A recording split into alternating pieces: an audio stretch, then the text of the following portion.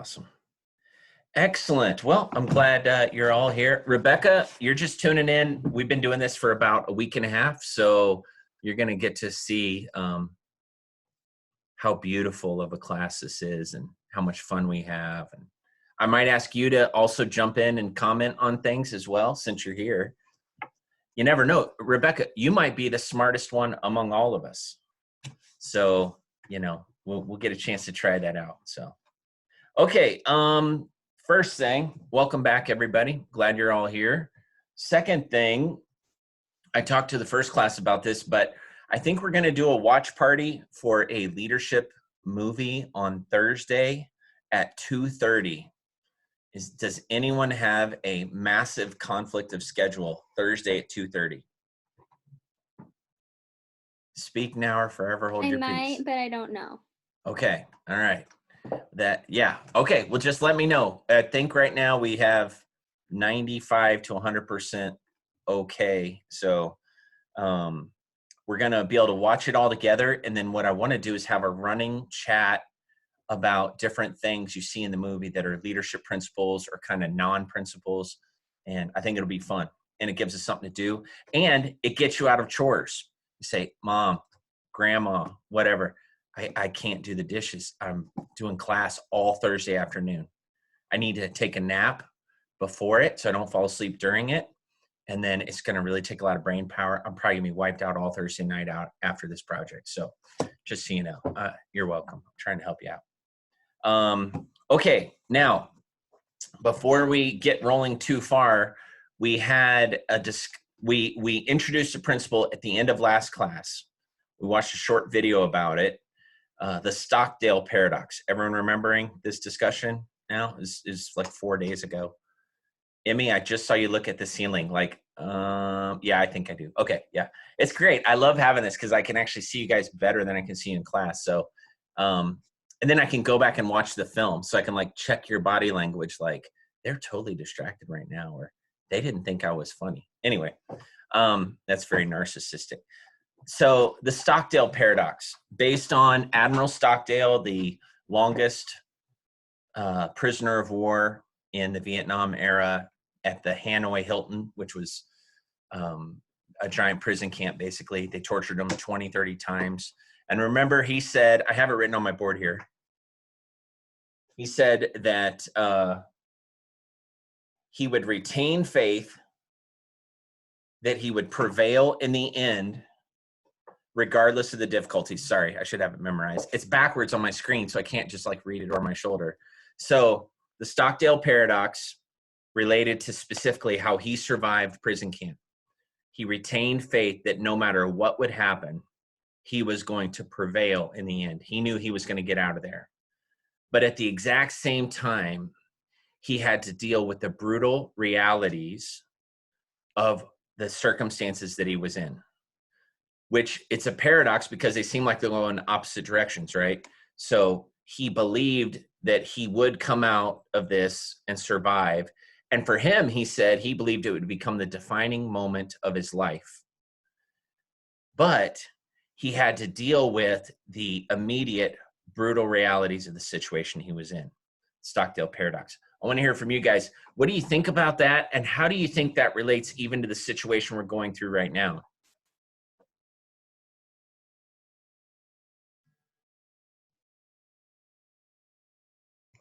I think it's important to keep the positive mindset, but also you have to embrace the suck at the same time. So it's just yeah, this sucks really bad for a short amount of time, but it'll work out in the end. It could work out tomorrow. It could work out in a week. It could work out in a month, or it could be 6 months. You don't know. But yeah, whenever you're in the middle of something, it's just all right, I'm gonna make the best of what I can right now, and I'm gonna fight through it. I'm gonna make it through it regardless. Just that sucks super bad, but still got to push through it because it's going to end. It's going to end at some point. Yep. So, well, and so remember how Stockdale told the author Jim Collins, when Jim Collins said, well, who didn't make it? And he said it was the optimists, because they were the ones that they'd get captured and put in the prison camp in June. And they would say, hey, don't worry, we'll be out of here by Christmas. And then Christmas would come and go, and they'd be like, don't worry, we'll be out of here by Easter. And Easter would come and go, don't worry, we'll be out of here by our 1-year anniversary. And then a number of those prisoners, at least anecdotally, as best he can remember, ended up not surviving. They died in prison camp. And he said they died of a broken heart. I'm sure it's more complicated than that. But the principle is that if you have an unrealistic optimism, not based on any facts, then you're just setting yourself up for a major downfall. So in Proverbs, it says, hope deferred makes the heart sick. So if you have this hope, but it's not based on anything substantive, you might be setting yourself up for a major setback. And so you're going to actually contribute to the breaking of your own will during a difficult situation. So you should have a realistic expectation that this will come to an end, but you do have to face, I think the hard part is not necessarily having the expectation. I think the hard part is facing the reality of the situation you're in, facing the brutal reality. How do you think that relates to what we're going through right now with the whole COVID virus thing? I kind of think that one thought I had was his whole idea of looking at the reality of things and accepting the reality of things, I guess, but still keeping the positive mindset. It's kind of hard to, I guess,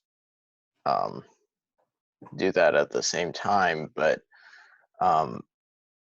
one thought I had was, seems like it'd be really difficult to maintain a positive mindset and an acceptance of the reality of it and what it could do, because honestly, you could come out on the other end different or affected by it, but either way, I mean, you're still going to come out on the other end, I guess. Yeah. I don't know. So I have another, it's something that I found and no one else uses it really, because it's not really what it says it is. So it's called Stein's Law. So you guys familiar with the actor, comedian Ben Stein? He's like the guy that says Bueller, Bueller. He does the Visine eye drops commercials. You know what I'm talking about? He's really boring, and he always plays boring characters. But he came out with a movie a couple years ago called Expelled, and it was all about how basically if you're not a Darwin atheist, then you don't get to teach in any schools or whatever. And he's Jewish. And I don't even know if he's ever come to be a believer or not. But the interesting thing about Ben Stein, his father was, I think, one of the chief economists for a number of presidents in the 70s, maybe 60s and 70s. And so he's really smart when it came to economics, like on a global scale. And I suspect we might start seeing this come up because of the way the economy is. Some people might start quoting this more. I had read this in an article years ago, and it's always stuck with me. I need to read it, make sure I get it right. So Stein's Law says, and it sounds so simple, right? If something cannot go on forever, it will stop. If something cannot go on forever, it will stop. I know that sounds like Captain Obvious, right? But think about that.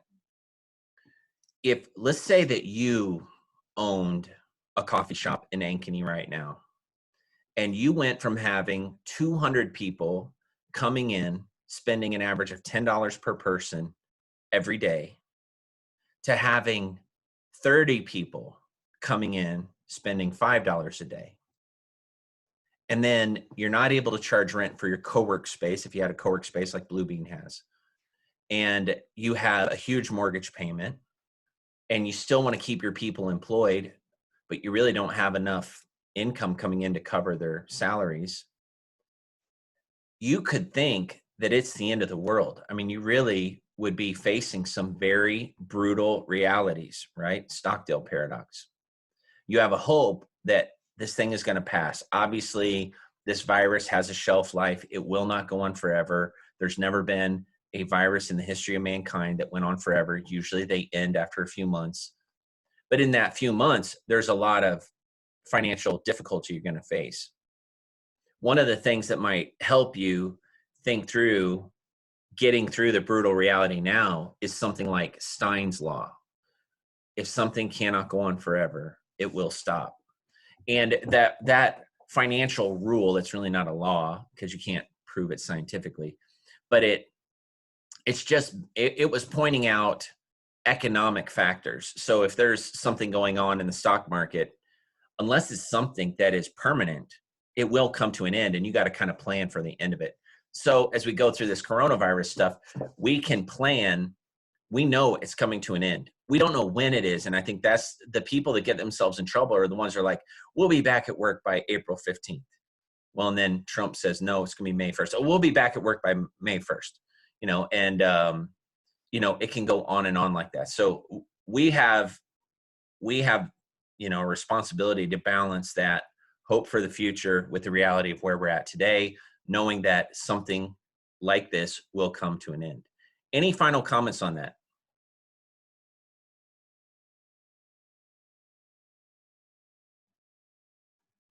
Wow, it was that good. I just nailed it. Okay. All right. So today, and I didn't even know Rebecca Franklin would be with us, but I'm so glad she's here. Rebecca, if I would have known you'd be here, I would have bought donuts, but then I would have just had to eat them in front of you anyway. So I guess it's probably good I didn't know. Today, I am going to walk through, this is unusual for this class, but I'm going to walk through some PowerPoint slides because I think they give us an opportunity for discussion. And if I put it up in writing, it might make it a little better. So I'm going to walk through some PowerPoints, and then we're going to break out into a few discussions. We're going to start off I'm going to get you into 2 breakout groups here in a second, but let me bring up my PowerPoint real quick. All right, and bloop. Okay, here we go. Can you guys see that? Can you see business ethics PowerPoint? Yes? Okay, great.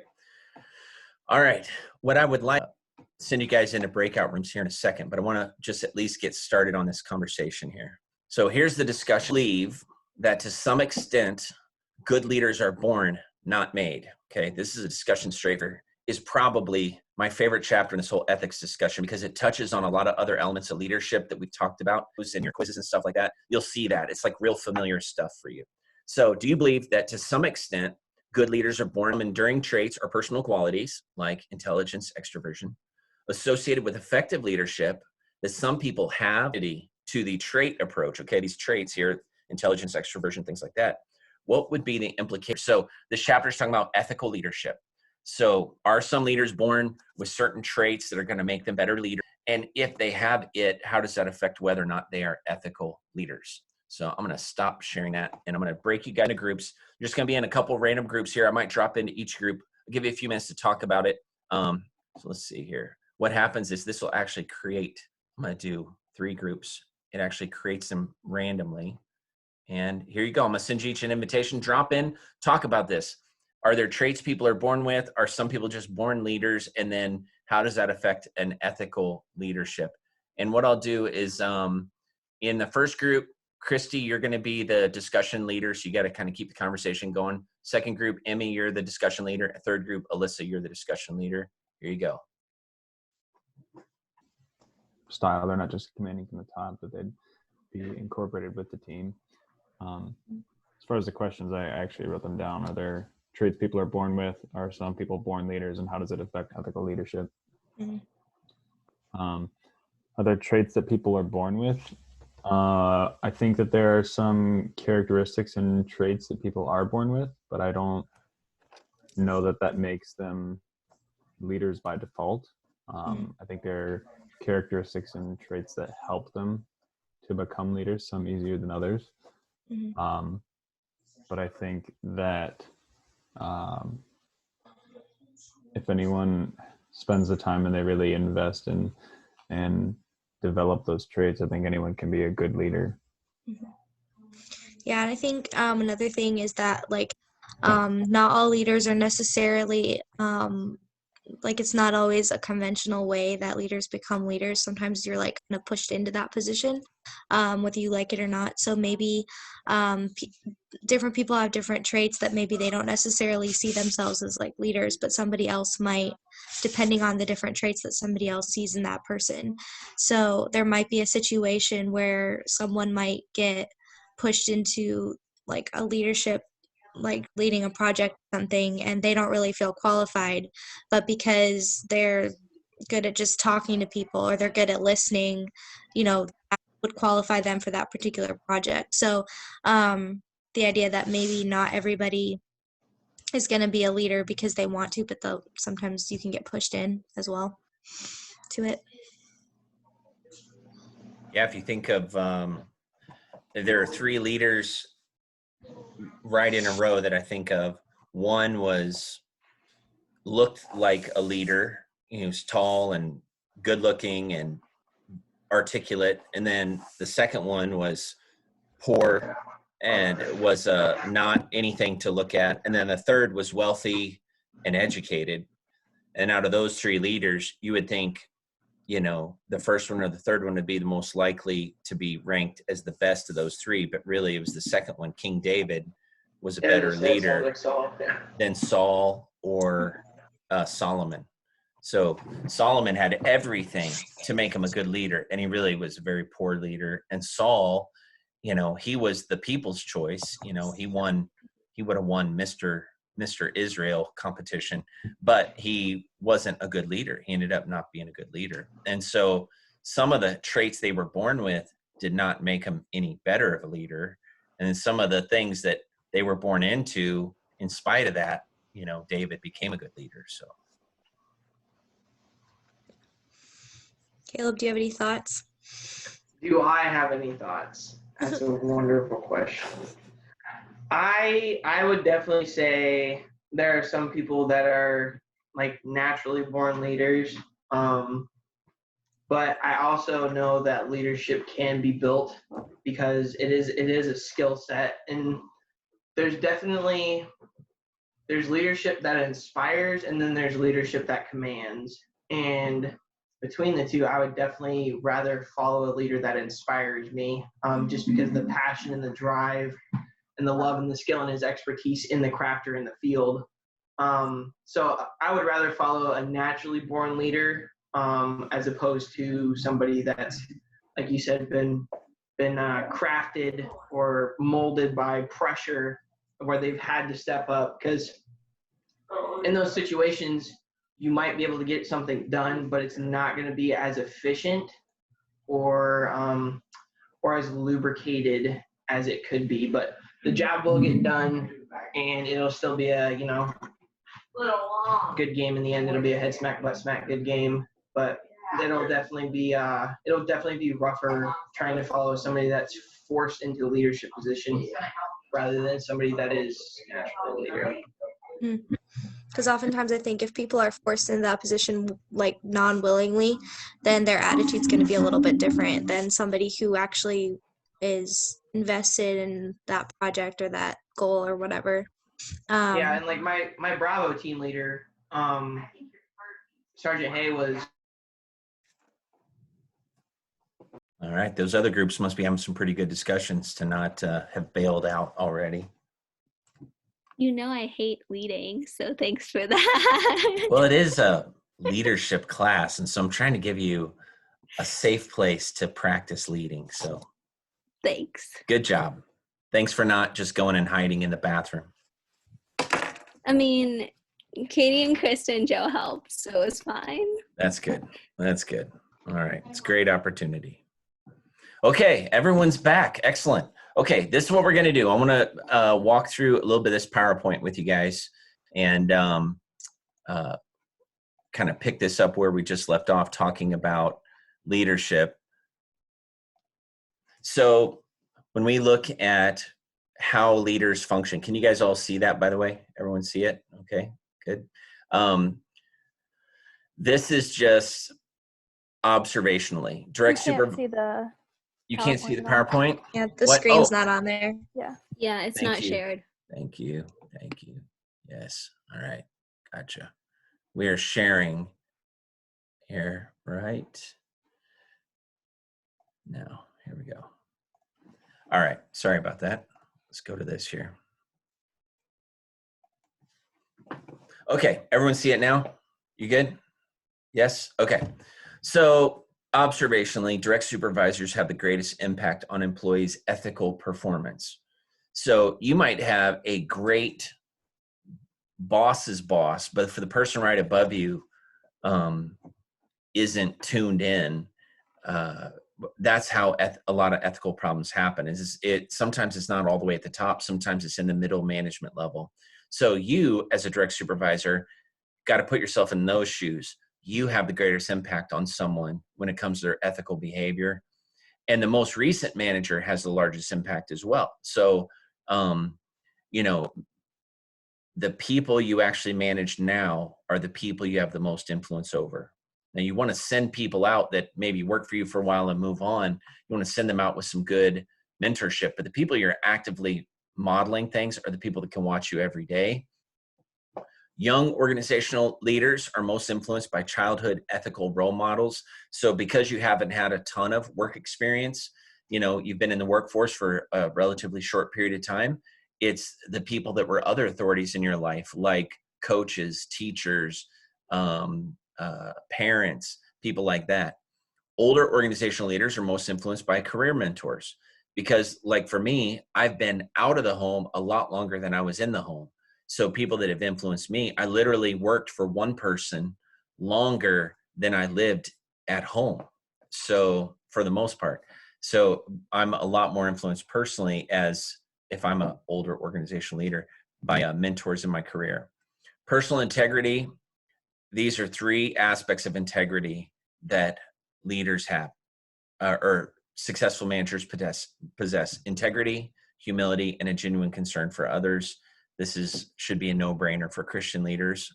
We talked about this a lot last semester, so I'm not going to land on this too much. We also talked about this in our project toolbox class, management class. Legitimate, reward, coercive, referent, and expert power. These are the types of power that a leader has. Referent being the type of power that we really want to have, because then people work for you and with you because they respect you and love you. But with power, there's responsibility. I think that's from a Spider-Man movie, right? Like, with great power comes responsibility. Anyway, managers who do not behave responsibly eventually lose their power base. It's just a fact. I've been listening to a podcast series about different dictators in history, and every one of them, their eventual collapse was because they weren't responsible with the power that they had been given. Authoritarian leadership styles. Someone mentioned authoritarian in our small group, but usually an authoritarian leader is someone that demands blind submission. There are ethical issues with that because the person telling you to submit is also the person that you're supposed to be submitting to. And if there's not a high ethical standard there, there could be the danger of a self-serving bias. Obviously people are in authority and they have to demand, that people obey and do things like that. But there just has to be a care when it goes into a leadership style that we're not overly authoritarian in a self-serving way. Participative leadership style, there are two different kinds. Authoritarian leaders look at participation as employees being lazy, they dislike work, they avoid responsibility. Participative leaders look at leadership style, they assume people like their work, they're self-directed, and they welcome additional responsibility. This is just kind of flying by some basic points here. Situational leadership style. These are different approaches to any situation. Are you going to be directing people? That's basically telling them what they have to do. Are you going to coach them, which is where you're giving them some general principles and you're kind of guiding them? Are you supporting them? You're telling them, hey, you do it and I'll just give you what you need. Or are you delegating? You're telling them, do it all. Tell me when you're done. These are just kind of four standard situational leadership styles. And sometimes you'll feel friction in a workplace when someone is delegating and they should be directing, or someone is directing but really they should be delegating, or they should just be coaching. And you got to be careful as a young leader going into a situation to read the room, so to speak, and understand where people are at on this. Ethical leadership, this is this whole chapter, demonstration of normatively appropriate conduct through personal actions and interpersonal relationships. So what is just normal, appropriate conduct? And how do you know if it is or not? Well, you look at the way they act and the way they relate. The promotion of such conduct to followers through two-way communication, reinforcement, and decision-making. You know, ethical leaders want to reproduce the same type of leadership that they exhibit. Manager's reputation for being an ethical leader is based on being a moral person and a moral manager. Excuse me for a second.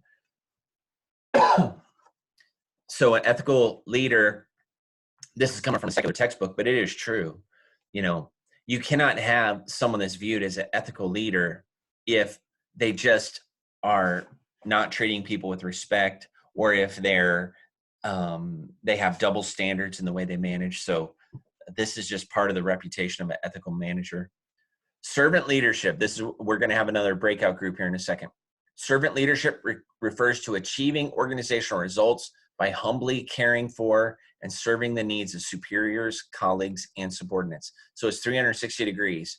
You're serving the people above you, you're serving your peers, and you're serving the people below you. That's servant leadership from a secular definition. Patrick Lencioni, the guy who wrote The 5 Dysfunctions of a Team and a couple other really good books, he says there should be no other kind of leadership other than servant leadership. Like, he doesn't like the term servant leadership because he believes that true, healthy leadership always implies servant leadership. What you guys might not realize is servant leadership was not coined, that term was not coined by Christian pastors and things like that. Like, we hear about it a lot and we believe it. It's part of our values, even as our college, we're servant leaders.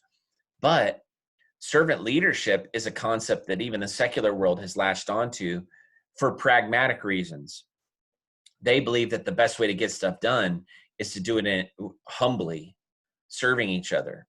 So servant leadership, of course, appeals to us because we have a greater purpose. We're trying to please the Lord, and we're trying to be like Jesus Christ, who is a servant. And he says, hey, if you want to be great in God's kingdom, you have to learn to be servant of all. So we believe it. But even the world, humanists recognize that if you humbly serve each other, you get more done. So humanists look at it from a pragmatic approach. We look at it more from an eternal approach. But we agree that servant leadership is very effective. And I believe it's I can't remember if it's in the Humanist Manifesto or if it's a result of the Humanist Manifesto. You know, when we as Christians talk about the golden rule, we talk about how you love your neighbor as yourself, right? That's the golden rule. Do unto others. That's what we say. But the golden rule is, you know, the Bible talks about, you know, do unto others. The golden rule is basically the same principle minus God. So the golden rule is actually a humanist principle. That term, I believe, even came from humanist background. I haven't done a lot of research on it, but I remember reading an article about it where a humanist looks at doing unto others as you would have them do to you, not as a spiritual calling because they don't believe in the spiritual, but they look at it as just a better way to be a human. And so, again, servant leadership is not uniquely a Christian value because even the world pragmatically looks at servant leadership and they say, wow, servant leaders just get more done. Let's do it that way. So we have a higher reason for doing it, but it is something we have in common, just we're kind of coming at it from different angles. So here's the discussion. I'm going to break you out into groups again here. I'm going to stop the share here. But based on that, now I just lost my slide, sorry. Let me look at this real quick. So based on what you know about cultural values and practices in various parts of the world, how universal is the concept of servant leadership? So if you were to talk about servant leadership, is it a principle that applies everywhere? And whatever group Rebecca Franklin gets in, she gets to go first because she can tell us how is it in Brazil. So I'm going to split you guys up. I want you to talk about, do you think from your travels, even in country or outside the country, do you think that servant leadership is a practice, or does it have kind of a worldwide appeal, or is it something that we look at in America, and why? So here you go. You got an invitation. Jump into those groups, talk about it for a few minutes. I might drop into one or two of them as well.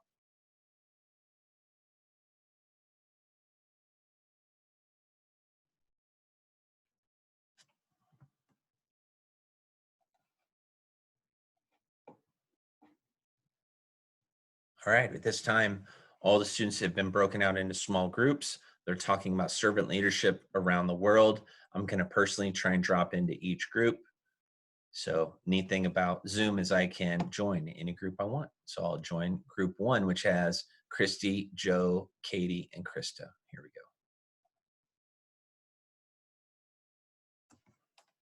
go. It would have been considered rude for him to do that, and more of an insult than like they were trying to respect him. And if he had gone to the shop down the street, it would have been an insult to his host and education and like a whole bunch of things. So sometimes I don't think servant leadership can go across all cultures equally, because just the way different cultures are. Yeah, I think that's a really good point. And I think being a servant leader sometimes means like obviously serving the people that you're around and stuff. And so if it's not appropriate in a certain culture, then obviously like the best way to serve them is to honor like their culture. I know in a lot of Asian cultures, it's like the older people are like, you always serve the older people. So it's just younger people serving older people for the most part. So it's not like if there's an older person in charge, they're not going to really serve the younger people, because that's just the younger people's job. Yeah. Mm-hmm.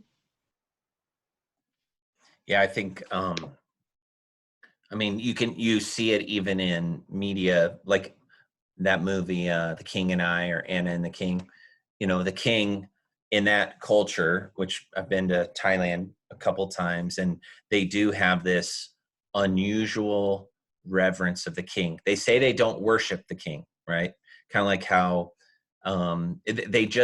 his picture, so King Bhumi just passed away 2 years ago, I think, in Thailand. So they have a new king, but they have his picture on every government building, and almost every 100 feet or so in all the populated areas of Thailand, there's some portrait, statue, picture, his name on something, or his wife's name, the queen, or one of the princes or princesses. They have this high reverence for the king. Now, they say they don't worship, but you're not even allowed to point your finger at a picture. It's very rude. They have a lot of these formal layers of respect built in, so that the king and the royal family is set apart. So how could that king get out and serve? Well, you know, even in those cultures, sometimes what they do is they serve in ways that still are culturally appropriate. They might not get out there. I just watched a video the other day of George W. Bush was out there raising money for a veterans cause. And so he had a cross-country mountain bike race on his farm in Midland, Texas, I think. So he's actually out there riding bikes with veterans and serving them hamburgers and hot dogs, and that's just the way he is. But that would never fly in most Asian countries. You would never see it. They have these layers of respect that just are built into their culture. It's not necessarily wrong, it's just different. But it doesn't mean that those members of royalty couldn't serve somehow. It's just they're going to serve in a different way that might not be what we would be used to culturally. So we have a hard time because we have cultural glasses on all the time. We're kind of always filtering things through the culture we understand. But, you know, there are little nuances in other cultures where I think they still would want to practice servant leadership in some ways, but it might just look different.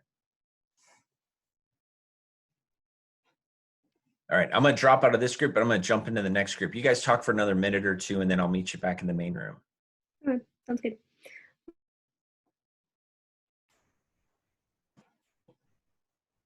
Let's see here. Breakout group number 2. Here we go. Different leadership would be more appropriate in most contexts. I have seen a tendency in lots of, for example, youth pastors where they're so on the peer level that there isn't really much respect for them because they're like just one of them, and they're like, yeah. So I do think there definitely needs to be respect if you do have the peer level thing. I think kind of going off what Rebecca said, like you definitely do need to, I think when a leader that's kind of has the servant leadership aspect, when they're trying to connect with people that they are in charge of, I think when they first come out as like, when they're first meeting their team and everything like that, I think they need to establish that level of respect. They can't be, like, I'm your friend, I'm here to like, be buddy with you. They have to establish that form of respect with the group before they can kind of try and relate to them on that type of level. Yeah. Have you guys ever seen those the old movie The King and I, or the musical, or the newer one Anna and the King? You notice how the British person Anna comes to the King of Siam, now Thailand, and she wants him to behave in a European way and not have all this formality and things like that. Yet he has to behave in a way that sets himself apart from the people. So having been to Thailand a bunch of times, they say they don't worship the king. Now their king, King Bhumi, just passed away 2 years ago, but they have a new king. But his picture's on every building. You can't point at his picture. It's rude. You can't say any negative words about him. They're very respectful. In that country, the king, because of their culture, cannot just like leave the palace and go out and, help serve food to homeless people. It's countercultural for them. But it doesn't mean that he couldn't, within the cultural context, find ways to be a servant leader. It's just not going to look like what we think. I just watched a video Sunday. George W. Bush, former president, he was doing a 50-mile cross-country bike ride on his property in Texas to raise money for veterans. And he had a bunch of veterans out there on mountain bikes. And then they're serving them all hot dogs and hamburgers afterwards. And he's out there just, out there doing that with all them and helping serve the food. You would never see that in many Asian countries. Well, that's our picture of servant leadership. Hey, boy, he's a man of the people. But we don't want to judge too harshly cultures that just have a different cultural perspective, as long as it's not sin. It doesn't have to be a sin thing. It just might be that we don't understand culturally. And it's stuff that even if we live there our whole life, we might never totally get because we're not from there. We don't have that in our DNA. So, all right, I'm going to jump out of this breakout group and I'm going to invite everyone back. Here we go. Everyone's coming.